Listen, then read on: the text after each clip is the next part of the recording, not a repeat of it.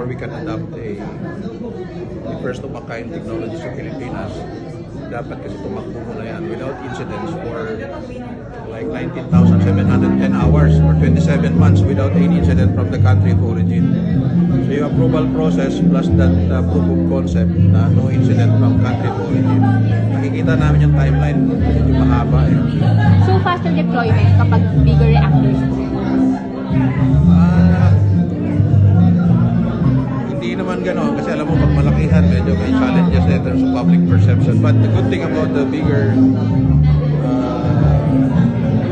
yung mga conventional na nuclear power plant na malakihan, sabi nga mature na yung technology sa ibang bansa eh. In the case of France, 75% ng kanilang power requirement is supplied by nuclear. The next done is Ukraine. Ang pangatlo dyan, Slovakia, diba? Pang-apat dyan, Belgium, Hungary, Sweden, Switzerland, and then South Korea, USA, and Canada. Yun yung top 10 users of it. And those are very industrialized countries. So para kasi, siyempre, we'll not be building new coal-fired power plants. So, option talaga